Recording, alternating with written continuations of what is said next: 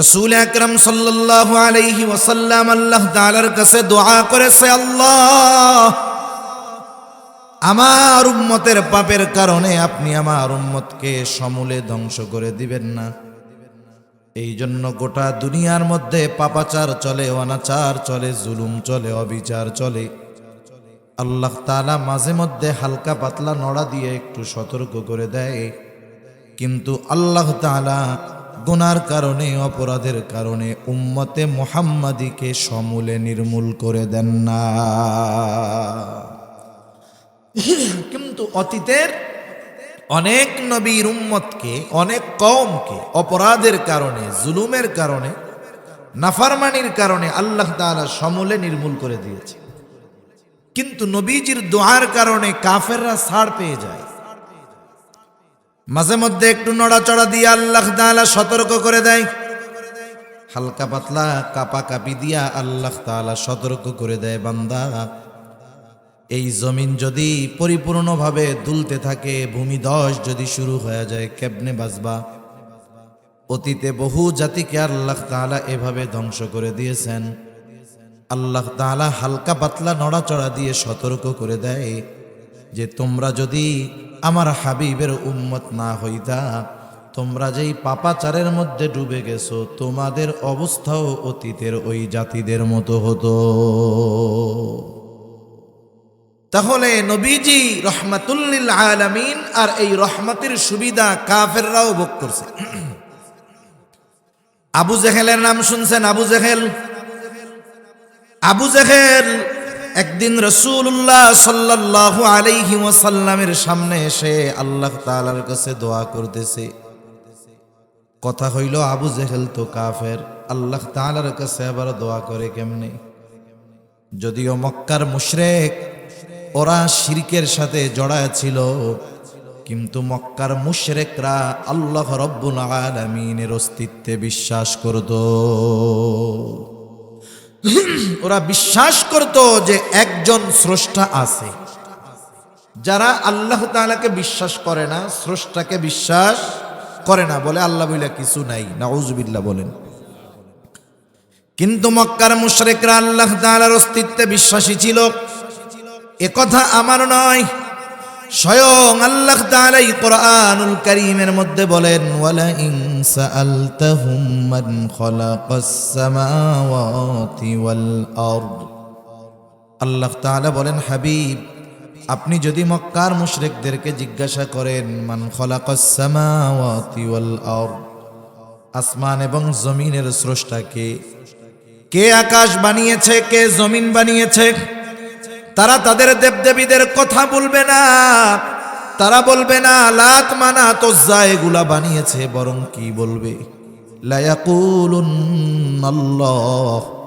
অবশ্যই অবশ্যই আপনার এই প্রশ্নের জবাবে তারা বলবে আসমান জমিন যিনি বানিয়েছেন তিনি কে? আরো আয়াত আছে যেগুলোর দ্বারা স্পষ্ট প্রমাণিত হয়ে যায় যে মক্কার মুশরিকরা আল্লাহ তাআলাকে বিশ্বাস করত, তবে এমন কিছু শিরক তারা করত যার কারণে তাদের ঈমান নষ্ট হয়ে গেছে, ঠিকানা হবে অনন্তকাল জাহান্নাম।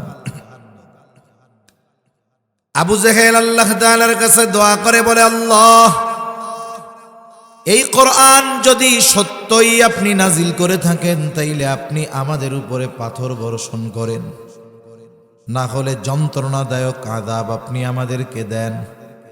মূলত নবীজিকে টিটকারি কইরা বলতেছে নবীজির সামনে। কেমন যেন আবু জেহেল বলে, আল্লাহ কোরআন নাজিল করার মতো লোকজন আর আপনি পান নাই, আপনি যদি এর কাছে কোরআন নাজিল কইরাই থাকেন তাইলে আমাদের উপরে পাথর বর্ষণ করেন। অনেক সময় দেখবেন গ্রামের মধ্যে আছে একজন গরিব মানুষ, কৃষক মানুষ, দিনমজুর খেটে খাওয়া মানুষ। ওই লোকটার সন্তান পরিশ্রম করে লেখাপড়া শিখে বড় অফিসার হয়ে গেছে। কৃষকের সন্তান আছে না নাই? বলেন তো, কৃষকের সন্তান বড় অফিসার হইছে, এটা কি গ্রামের সব মানুষ মেনে নিবে নাকি? সবাই আনন্দিত হবে না? কিছু মানুষের চুলকানিও শুরু হয়ে যাবে, ঠিক না? হিংসা হবে না মনের মধ্যে? জোরে বাবা, কৃষক ক লিখতে পারে না, ওর ছেলে বলে বড় অফিসার হয়ে গেছে। এখন কি কয় জানেন? চার দোকানে বৈশা একজন বলতেছে, শুনছো কি হয়েছে? আমাদের ওই যে অমক কাকার ছেলেটা বড় অফিসার হয়ে গেছে। এখন ওই যে যারা তো খুশি হইবে ওরা বলবে আলহামদুলিল্লাহ খুব ভালো, আর যার চুলকানি আছে কি বলবে, ওরে আল্লাহ এ খবর শোনার আগে মরলাম না কেন। এরকম বলার লোক তো আলহামদুলিল্লাহ আপনাদের এদিকে নাই।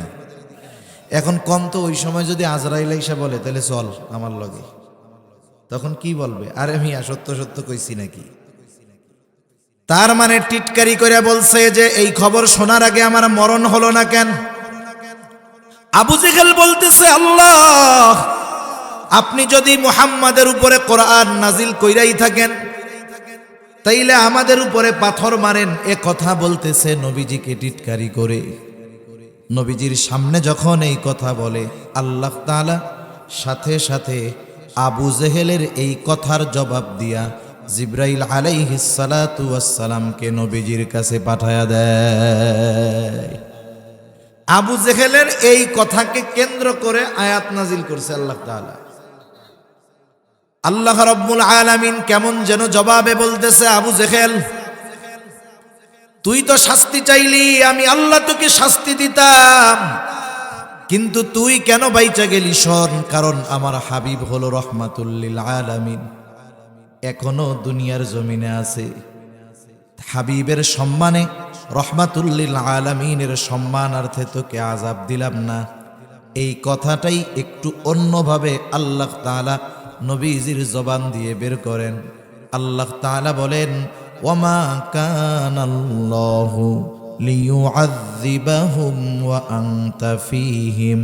আল্লাহ তাআলা বলেন, হাবিব ওরা তো আযাব চায়, কিন্তু ওদেরকে আপনি শোনায় দেন আপনি রহমাতুল লিল আলামিন, আপনি হলেন রহমত।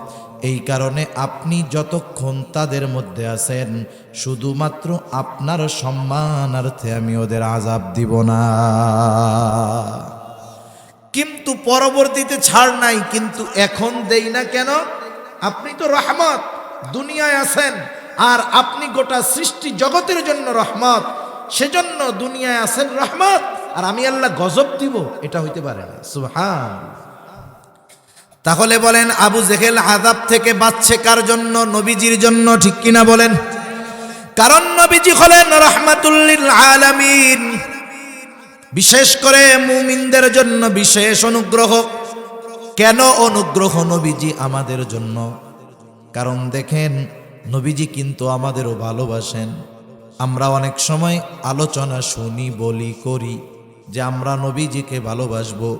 কেন ভালোবাসবো? এই কেনর জবাবের অনেকগুলো কারণের মধ্যে অন্যতম একটা কারণ হলো নবীজিও আমাদেরকে ভালোবাসে।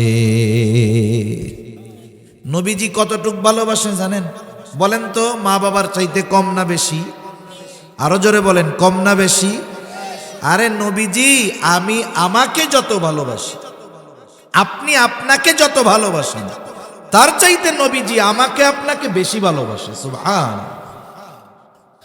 আব্দুল্লাহ ইবনে আমর ইবনুল আস রাদিয়াল্লাহু তাআলা আনহু থেকে বর্ণিত, তিনি বলেন, একদিন আমরা মজলিসের মধ্যে বসে আছি, রাসূলুল্লাহ সাল্লাল্লাহু আলাইহি ওয়াসাল্লাম হঠাৎ তিলাওয়াত করতেছেন কোরআন থেকে। আন্নান নাবিয়্য সাল্লাল্লাহু আলাইহি ওয়াসাল্লাম তাআলা মা নাযালা ফি ইব্রাহিম আলাইহিস সালাম। রাসূলুল্লাহ সাল্লাল্লাহু আলাইহি ওয়াসাল্লাম কোরআন থেকে তিলাওয়াত করলেন। আল্লাহ তাআলা যা ইব্রাহিম আলাইহিস সালাতু ওয়াস সালামের ব্যাপারে নাজিল করেছেন, কি নাজিল করেছেন? আল্লাহ ইব্রাহিম আলাইহিস সালাম তার গুনাহগার উম্মতের জন্য আল্লাহ তাআলার কাছে দোয়া করেছে। রাসূলুল্লাহ সাল্লাল্লাহু আলাইহি ওয়াসাল্লাম দুনিয়ায় আসার পর থেকে, নবুয়তির পর থেকে নিয়ে কিয়ামত পর্যন্ত যত মানুষ দুনিয়ায় আসবে, মুমিন হোক আর কাফের হোক, দিনদার হোক আর বদ্দিন হোক, কিয়ামত পর্যন্ত যত মানুষ আসবে সব মানুষ হলো নবীজির উম্মত, ঠিক কিনা বলেন? সব নবীজির উম্মত। নবীর অন্তরে নেককারের জন্য যেমন মুহাব্বত, অনুরূপভাবে গুনাহগার উম্মতের জন্য তেমন চিন্তা আর মহব্বত আর ভালোবাসা। হযরত ইব্রাহিম আলাইহিস সালাতু ওয়াস সালাম তার গুনাহগার উম্মতের ক্ষমা চাইয়া আল্লাহ তাআলার কাছে ফরিয়াদ করে দোয়া করে। মনে রাখবেন, এক লোকের মনে করেন 3টা বা 4টা ছেলে। কয়টা ছেলে? একটু কথা কন, কয়টা? 3 ছেলে নামাজি, মুত্তাকি, পরহেজগার, এক কথায় ভালো। কারো সাথে চোখ উঁচা কইরা উঁচু জবানে কথা বলে না। কিন্তু 4 নাম্বার ছেলেটা, এই 3 ছেলে একসাথে যত ভালো, 4 নাম্বারটা তার চাইতে বেশি খারাপ। বলেন তো, মা বাবা সারাদিন ওই ভালো 3টার জন্য চিন্তা বেশি করে নাকি খারাপটার জন্য করে? বলেন তো, নামাজে যখন দোয়া করে, যখনই আল্লাহ তাআলার কাছে দোয়া করে, বলেন তো দোয়া ওই 3টার জন্য বেশি করে নাকি খারাপটার জন্য বেশি করে? যদিও খারাপ, যদিও অবাধ্য, তবে সন্তান তো, সন্তানের মায়ায় মা বাবা খারাপটার জন্য দোয়া বেশি করে। অনুরূপভাবে উম্মত গুনাহগার হোক আর নেককার হোক, নবীরা ওই গুনাহগার উম্মতের জন্য চিন্তিত বেশি থাকে। ইব্রাহিম আলাইহিস সালাতু ওয়াস সালাম দোয়া করতেছে আল্লাহ তাআলার কাছে, রব্বি ইন্নাহুন্না আযলালনা কাসীরাম মিনান নাস ফামান তাবিআনি ফাইন্নাহু মিন্নি ওয়ামান আসানি ফাইন্নাকা গফুরুর রহিম। ইব্রাহিম আলাইহিস সালাম বলে, রব, ও আমার রব, এই প্রতিমাগুলো, এই মূর্তিগুলা অধিকাংশ মানুষকে পথভ্রষ্ট বানায় ফেলছে, পথচ্যুত করে ফেলছে, জাহান্নামের পথিক বানায় ফেলছে। আল্লাহ, ফামান তাবিআনি ফাইন্নাহু মিন্নি, যে আমার আনুগত্য করলো সে তো আমার দলভুক্ত, আমার কথা মেনে যে ঈমান আনলো সে তো আমার দলের লোক। ওয়ামান আসানি ফাইন্নাকা গফুরুর রহিম। ইব্রাহিম আলাইহিস সালাম কেমন যেন বলতেছে, রব, যারা আমার আনুগত্য করে নাই, আমার কথা মানে নাই, ওরাও তো আমার উম্মত, আমার উম্মত। আয় আল্লাহ, আপনি তো গফুর, আপনি তো রহিম। আপনি যদি চান আমার ওই অবাধ্য গুনাহগার উম্মত গুলাকেও আপনি মাফ কইরা দিতে পারে। কেমন যেন নবী ইব্রাহিম আলাইহিস সালাম বলতেছে, আল্লাহ, আপনি আমার গুনাহগার উম্মত গুলারেও মাফ কইরা দেন। সুবহান। وقال ঈসা আলাইহিস সালাম, ঈসা আলাইহিস সালাম দোয়া করতেছে তার গুনাহগার উম্মতের জন্য। আল্লাহ তাআলার কাছে বলে, ইন তুআযিবহুম ফাইন্নাহুম ইবাদুক ওয়া ইন তাগফির লাহুম ফাইন্নাকা আনতাল আজিজুল হাকীম। ঈসা আলাইহিস সালাম আল্লাহকে বলতেছে, আল্লাহ, আপনি যদি আমার উম্মতগুলারে শাস্তি দেন, তারা তো আপনারই বান্দা, আপনি যদি তাদেরকে শাস্তি দেন, ইন তুআযিবহুম ফাইন্নাহুম ইবাদুক, আপনি যদি তাদের শাস্তি দেন তারা তো আপনারই বান্দা, ওয়া ইন তাগফির লাহুম, আর যদি আপনি তাদেরকে ক্ষমা করে দেন, মাফ করে দেন, হায় আল্লাহ, কেউ তো আপনাকে জিজ্ঞাসা করবে না কেন আপনি মাফ করলেন। কেমন যেন ঈসা আলাইহিস সালাম গুনাহগার উম্মতের ব্যাপারে আল্লাহ তাআলাকে বলে, আল্লাহ, আপনি আমার গুনাহগার উম্মত, আপনার এই বান্দাগুলারে মাফ করে দেন। আপনি মাফ করলে কেউ কিছু বলবে না, জিজ্ঞাসা করবে না, কারণ আপনি হলেন আজিজ, আপনি হলেন হাকিম, আপনি হলেন মহাপরাক্রমশালী, প্রজ্ঞাময়। সুতরাং আপনি আমার গুনাহগার উম্মতগুলাকে মাফ কইরা দেন। একটু চিন্তা করে দেখেন, 2 নবী তার গুনাহগার উম্মতের ব্যাপারে দোয়া করছে কার কাছে? আরো জোরে বলেন, কার কাছে? আল্লাহ তাআলার কাছে দোয়া করছে। অনেক সময় দেখবেন ছোট মানুষ কিছু মনে নাই, হাঁটতেছে, হঠাৎ করে দেখে ওর বয়সের আরো 2টা পোলা চকলেট খাইতেছে। এইবার বলেন তো, ছোট বাচ্চার চকলেটের কথা মনে পড়ে কি পড়ে না? এইবার আব্বার কাছে কান্দে আর কয়, আব্বা চকলেট কিনা দাও। রাসূল আকরাম সাল্লাল্লাহু আলাইহি ওয়াসাল্লাম উম্মতের চিন্তায় বিভোর। যখন এই দুই নবীর উম্মতের ব্যাপারে দোয়া নবীজি কোরআন থেকে তিলাওয়াত করলেন, এইবার নবীজির অন্তরেও তার গুনাহগার উম্মতের চিন্তা উতলায়া উঠল। এইবার নবীজি আল্লাহ তাআলার কাছে দুহাত তুলে দোয়া করেন আর বলেন, আল্লাহুম্মা উম্মতি। হাদিসে আসছে ফারাফা ইয়াদাইহি ওয়া ক্বালা আল্লাহুম্মা উম্মতি উম্মতি ওয়া বাকা। নবীজি দুই হাত উঁচু করে কাঁদতেছে আর বলতেছে, আল্লাহ আমার উম্মত আমার উম্মত আমার উম্মত। আর কিছু বলে না, শুধু কি বলে, আমার উম্মত। বলেন তো এই শব্দ বা এই বাক্য দ্বারা কেউ কিছু না বুঝলেও নবীজি কি বলতে চায় আল্লাহ তাআলা বোঝেন কি বোঝেন না? আরো জোরে বলেন, বোঝেন কি বোঝেন না?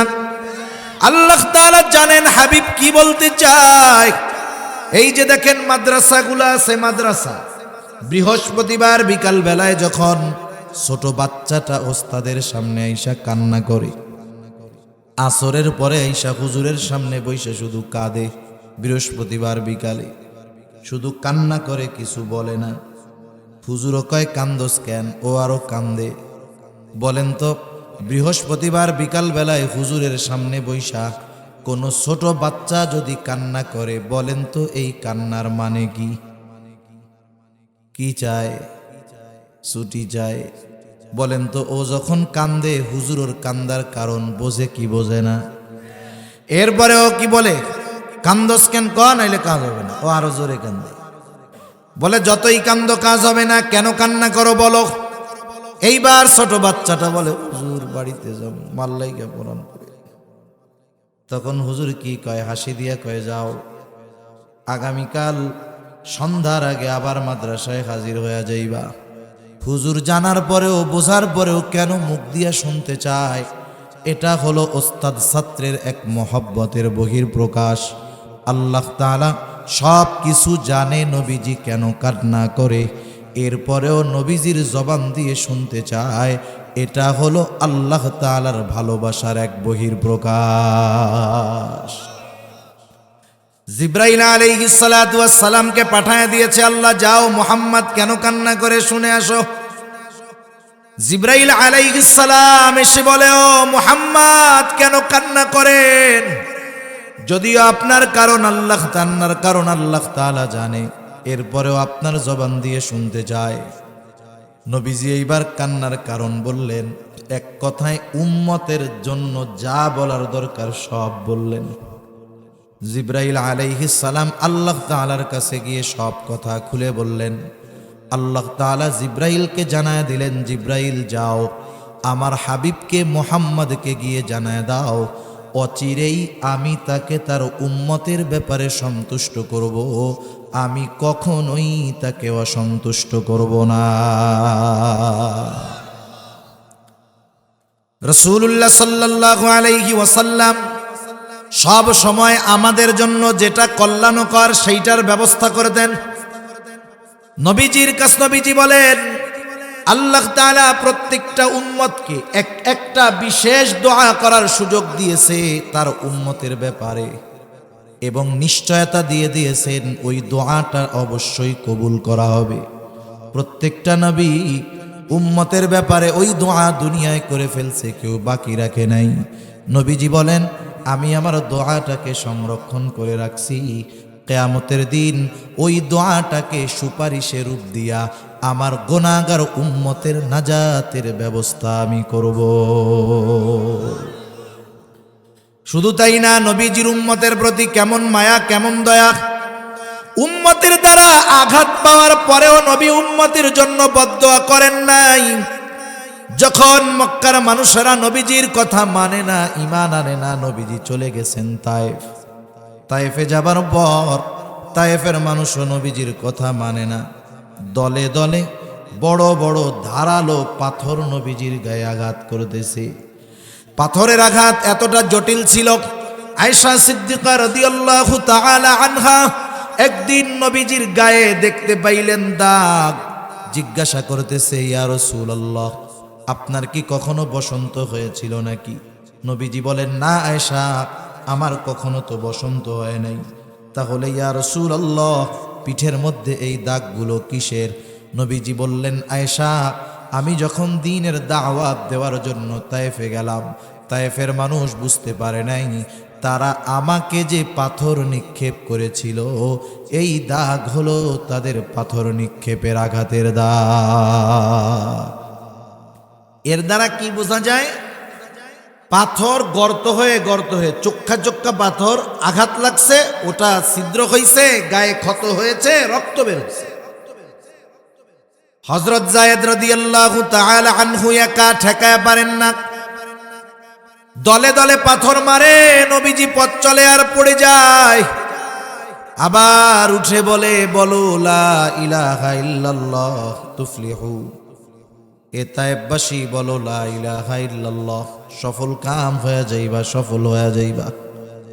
নবীজি পাথরের আঘাতে এতটা রক্তাক্ত হয়ে গেছেন, রক্ত গা ভিজে, জামা ভিজে, গা বেয়ে বেয়ে জুতার মধ্যে ঢুকে গেছে, রক্ত শুকায়া পায়ের সাথে জুতাটা আটকে গেছে। নবী অতিরিক্ত দুর্বল হয়ে গেছে।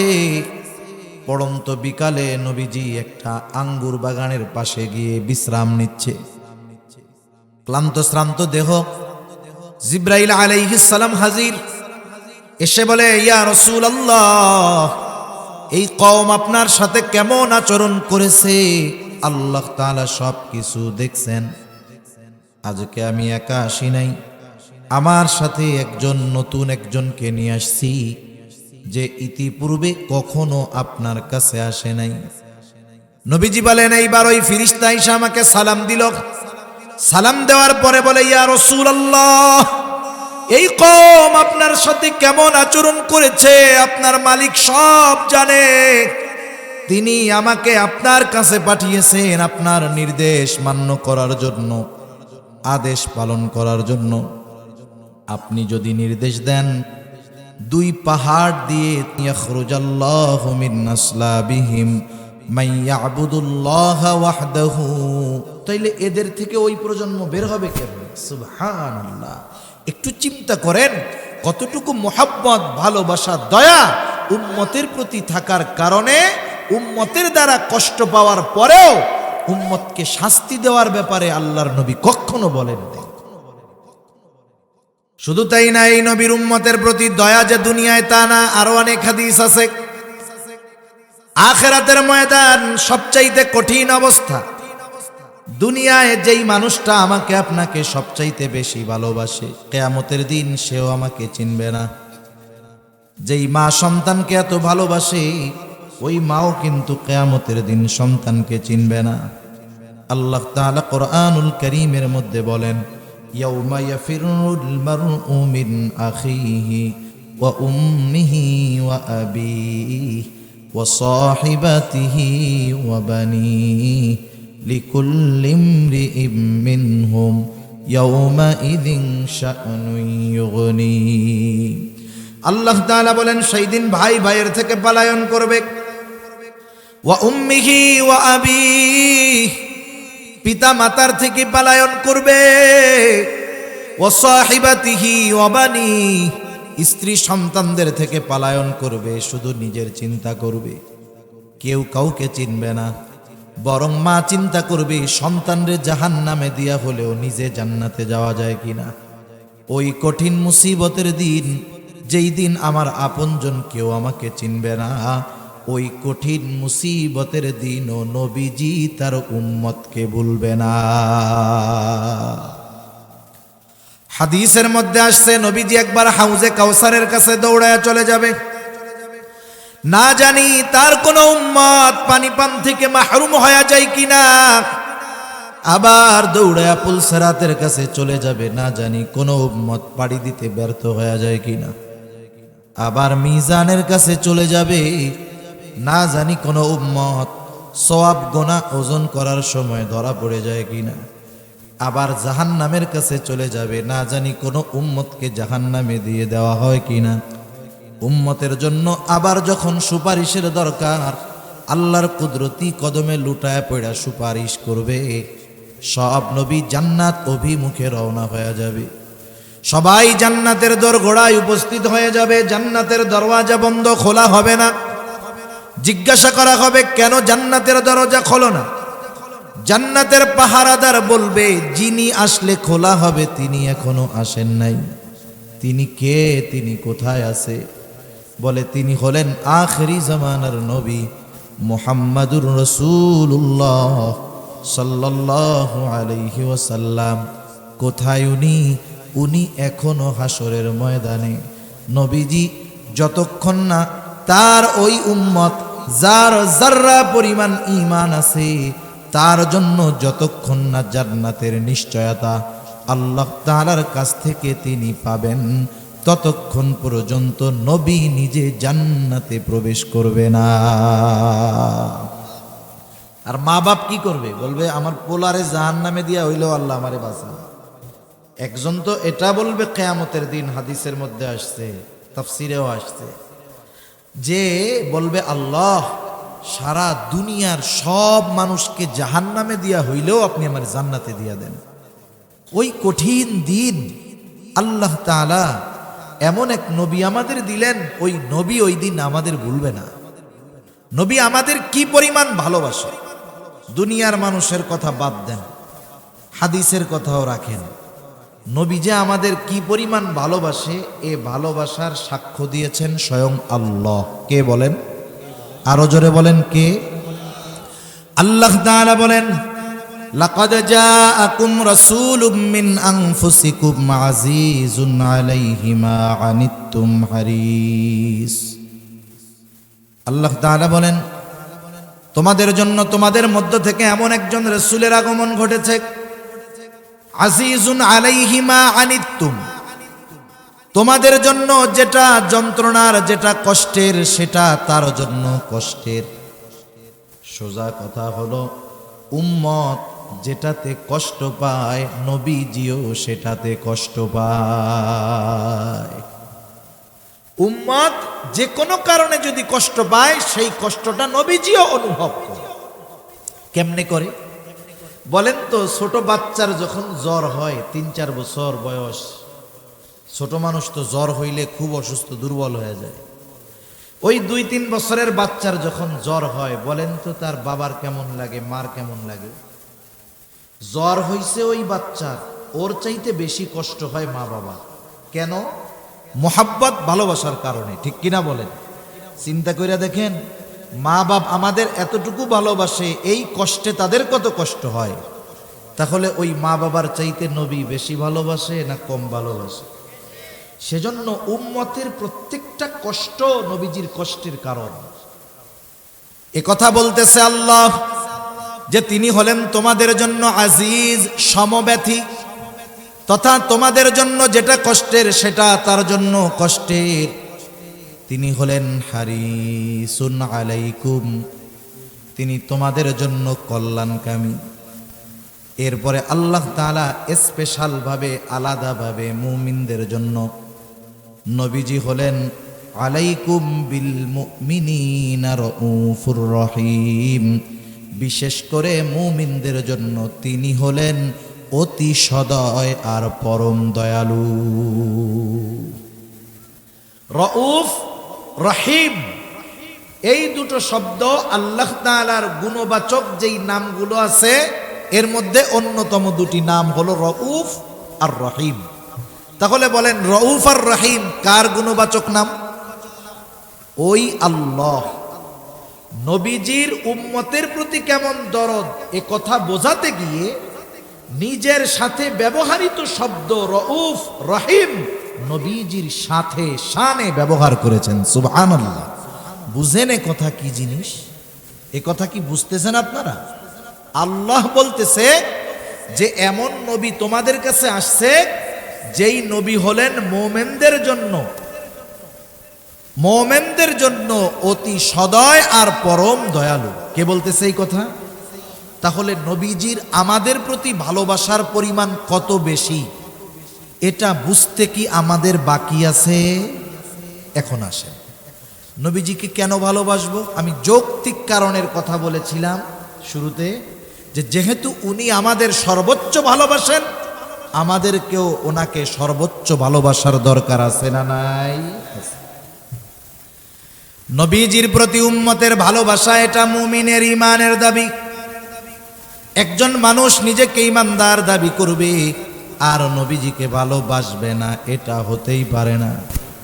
এই জন্য নবীজি হাদিসের মধ্যে আমাদের জানায়া দেন, লা ইউমিনু আহাদুকুম হাত্তা আকুনা আহাব্বা ইলাইহি মিন ওয়ালিদিহি ওয়া ওয়ালাদিহি ওয়ান নাসি আজমাইন। আল্লাহ রাব্বুল আলামিনের নবী বলেন, তোমাদের মধ্যে কেউ ততক্ষণ পর্যন্ত মুমিন হতে পারবে না যতক্ষণ না সে তার সন্তান সন্ততি পিতা মাতা এক কথা সকলের চাইতে আমি নবীকে বেশি ভালো না বাসবে। দুনিয়ায় অনেক সময় মা বাবাকে ভালোবাসতে হয় ঠিক আছে, কিন্তু দ্বীনের কারণে মা বাবার বিরুদ্ধাচরণও করতে হয়। সাহাবায়ে কেরাম দেখা গেছে দ্বীনের জন্য, ইসলামের জন্য বাবার বিরুদ্ধে তলোয়ার ধরছে। আবু উবায়দা যুদ্ধের ময়দানে বাবারে ছাড় দেয় নাই। জাররা হলো বাবের নাম, দেখে নবীর দিকে আক্রমণ করার চেষ্টা করে। আবু উবায়দা চিন্তা করছে এ লোকের অভ্যাস তো ভালো না। এক দুইবার যখন দেখছে, তৃতীয়বার দেখার পর আর সহ্য হয় নাই। এইবার যুদ্ধের ময়দানে নিজের হাতে নিজের বাপকে দুনিয়া থেকে বিদায় করে দিয়েছে। কার মোহাব্বতে? নবীর মোহাব্বতে। দেখেন, মা বাবাকে ভালোবাসতে হবে। দ্বীনের কারণে যদি ওই মা বাবার বিরুদ্ধে লড়াইয়ে যাইতে হয়, যাইতে হবে, ঠিক কিনা বলেন? সেজন্য দুনিয়ার সম্পর্কের ভালোবাসা আপ ডাউন হয়। কখনো ভালোবাসা জরুরি হয়, কখনো বিরোধিতা জরুরি হয়, কিন্তু নবীর প্রতি ভালোবাসা কখনো ডাউন হয় না, বরং নবীর প্রতি ভালোবাসা শুধু বাড়তেই হয়। কারণ নবীর প্রতি ভালোবাসা হলো মুমিনের ঈমানের দাবি। এজন্য নবীও জানায় দেন, তোমরা যতক্ষণ না সব কিছুর চাইতে আমি নবীকে বেশি ভালো না বাসতে পারবা, ততক্ষণ পর্যন্ত তোমরা মুমিন হতে পারবা না। তাহলে বলেন, নবীজিকে সর্বোচ্চ বেশি ভালোবাসার দরকার আছে না নাই? হাদিসের আলোকে বাসতে হবে, বরং নিজের জীবনের চাইতে নবীকে বেশি ভালোবাসতে হবে। এখন নবীকে কেমনে ভালোবাসবো? যাকে সামনে পাওয়া যায় তাকেই তো বেশি ভালোবাসা যায়। সাহাবায়ে কেরাম নবীজিকে সামনে পাইছে, আবু বকর ঘরের সব সম্পদ আইনা নবীর সামনে রাইখা দিছে। সাহাবায়ে কেরাম নবীকে সামনে পাইছে। উহুদের ময়দানে নবীজি যখন গর্তে পড়ে গেছে, হযরত তালহা নিজের বুকটাকে নবীজির জন্য ঢাল বানায়া দিয়েছে। আমরা তো নবীজিকে সামনে পাই নাই, কেমনে ভালোবাসবো? নবীজিও জানতেন আমার উম্মত চিন্তা করবে কেমনে তারা আমাকে ভালোবাসবে। এই জন্য নবীজি তাকে ভালোবাসার পদ্ধতিও আমাদের জানায় দিয়েছেন। ওই পদ্ধতি যারা অবলম্বন করবে, দুনিয়াতে তারাই আশিকে রাসূল তথা নবীর মোহাব্বতকারী হিসাবে গণ্য হবে। তাহলে কারা কারা নবীজিকে ভালোবাসতে রাজি? হাত উঁচা করি। নারায়ে তাকবীর, নারায়ে তাকবীর। মাশাআল্লাহ, হাত নামাই। কারণ এটা তো আর না করার সুযোগ নাই।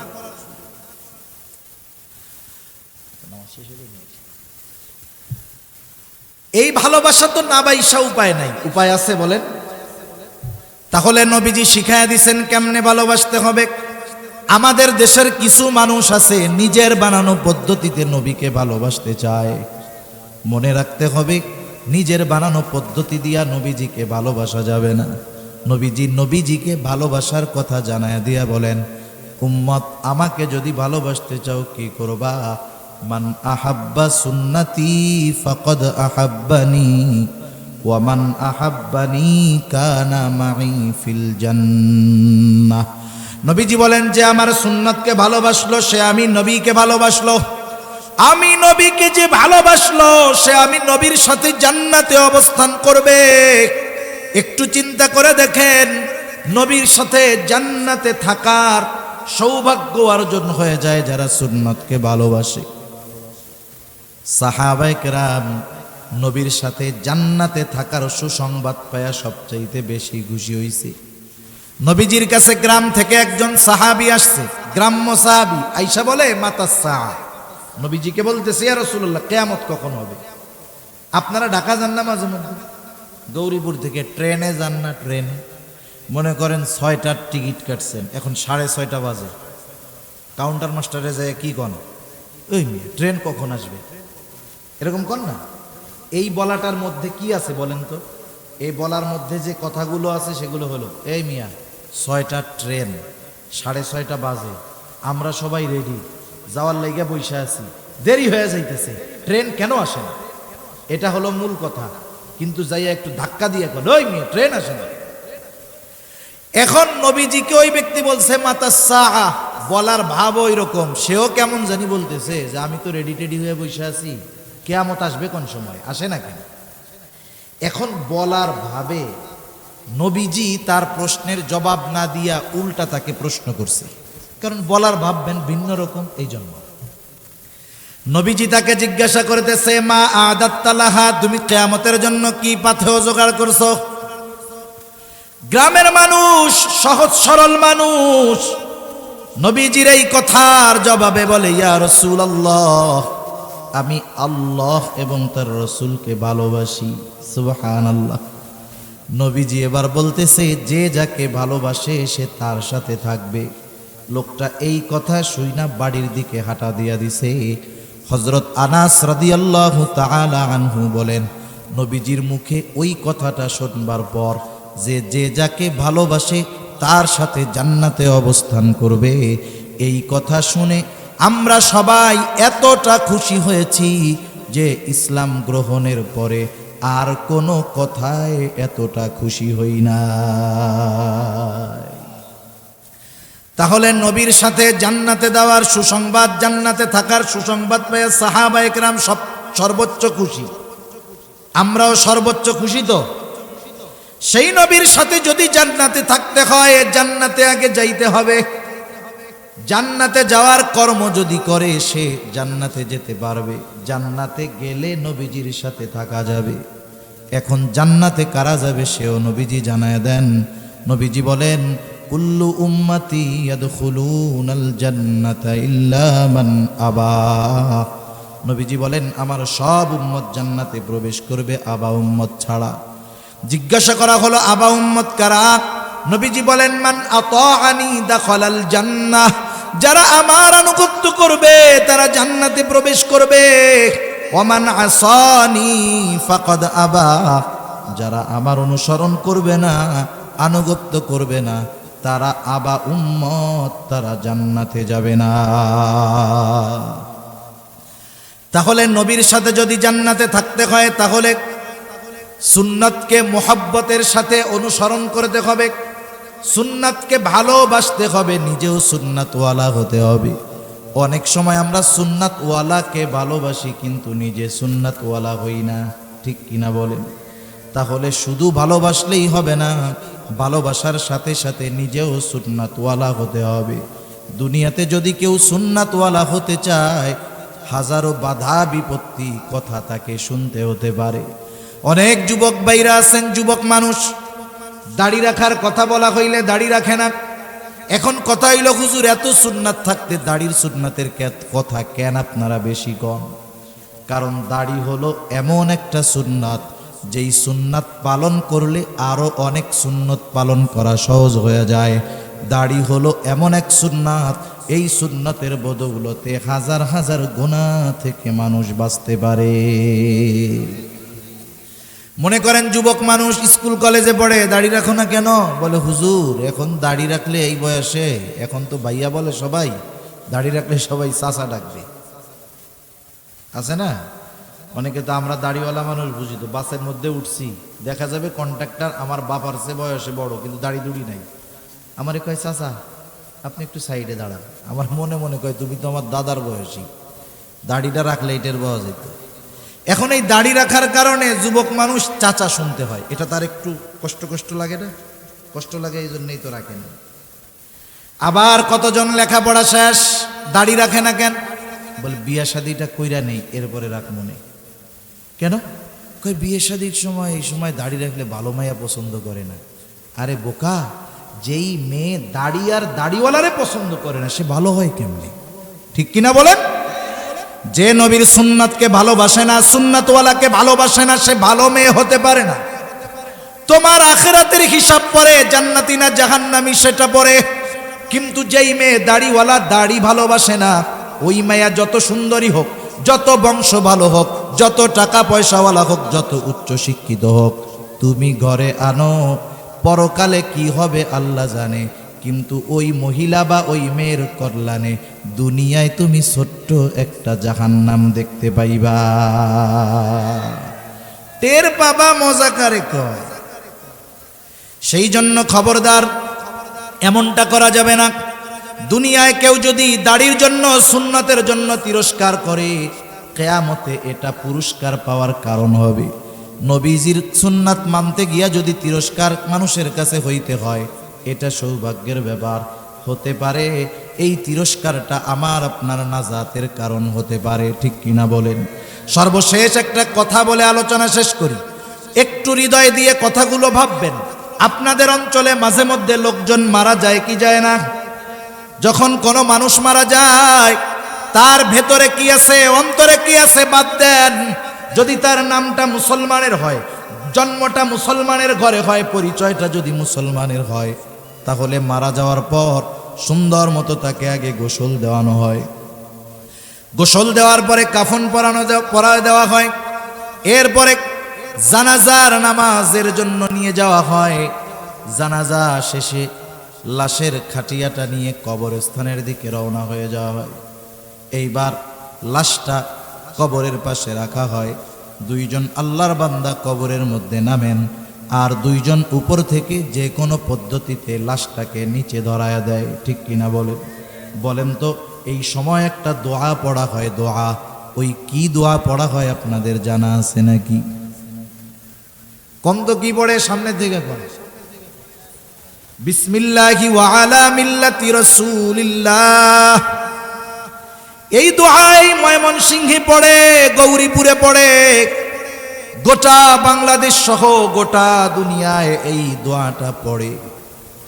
আমি মারা গেলে আমাকেও এই দোয়াটা পড়াই কবরে রাখবে। হয়তো অনেকে কবরে শোয়াইছেন, নামাইছেন, পড়ছেন। এই দোয়ার মধ্যে আসলে আমরা কি বলি কখনো আমরা হৃদয় দিয়ে বোঝার চেষ্টা করি নাই। আরবির কিছু শব্দ আছে যেটা অনুবাদ করলে শুধু শব্দটা দেখা যায়, পড়া যায়, কিন্তু ওই শব্দের যেই গভীরতা, ওটা অনুবাদের দ্বারা বোঝা যায় না। ওটা বুঝতে হয় হৃদয় দিয়ে, অন্তর দিয়ে। এই দোয়াটা যখন আমরা পড়ি, কথাটা বলি হলো এরকম: আল্লাহর নামে এমন এক লোকরে কবরে রাখতেছি যে তার গোটা জীবন রসুলের সুন্নতের উপরে পরিচালিত করছে। মূল কথাটা যা বলি আর কি, বলি সংক্ষেপে, কিন্তু কথাটার ব্যাখ্যা কি বুজুর্গানে দিন বলেন, যে বলি যে আল্লাহ আপনার নামে এমন একজন লোককে এখন কবরে রাখতেছি যে তার গোটা জীবন সুন্নতের উপরে ছিল। আলা মিল্লাতি রাসূলিল্লাহ, রসুলের মিল্লাতের উপরে ছিল, মানে রসুলের সুন্নাতের উপরে ছিল, আদর্শের উপরে ছিল। যখন মারা গেছে তখনও রাসূলের সুন্নাতের উপরে ছিল। এরপরে যখন তাকে আমরা কবরে রাখতেছি তখনও সে রাসূলের সুন্নাতের উপরে আছে। এই অবস্থায় তারে কবরে রাখতেছে। এই দোয়াটা পড়া যারে কবরে রাখা হচ্ছে তার মুখের মধ্যে দাড়ি নাই। বলেন তো, ওই ব্যক্তির জন্য এই দোয়াটা তো পড়বেন নাকি পড়বেন না? তাহলে যার মুখে দাড়ি নাই, যার সুন্নাতের খবর নাই, সারা জীবন সুন্নাত আর সুন্নাত ওয়ালাদের বিরোধিতা করছে, বলেন তো ওই লোকের ব্যাপারে এই দোয়া সত্য না মিথ্যা? আর একটু জোরে বলেন, সত্য না মিথ্যা? মিথ্যা। হায়াতের কোনো গ্যারান্টি নাই, কে কোন সময় মারা যাবে বলা যায় না। সুস্থ মানুষ ঘুমায় থাকে আর ঘুম থেকে উঠে না, দরজা খুলে না, চোখ বন্ধ হইছে তো আর সে খুলে না। এইরকম দৈনিক শত শত ঘটনা দেশে ঘটতেছে। যুবক মানুষ, সুস্থ মানুষ স্ট্রোক করে মুহূর্তের ভিতরে মারা গেছে। বলেন তো এইরকম ঘটনা এদেশে ঘটে কি ঘটে না? আমি আপনি কোন সময় দুনিয়া থেকে চলে যাব বলা যায় না। অনেকে হয়তো চিন্তা করতেছে এখন তরুণ, এখন যুবক, এখন উড়ে বেড়ানোর সময়, এখন একটু ফুর্তি করি, দুনিয়া ব্যাপী ঘুরে বেড়াই, বুড়া হইলে দাড়ি রাইখা নামাজ কালাম শুরু কইরা দিব। এই কথাটা অন্তরে ঢুকায় দেয় হলো শয়তান।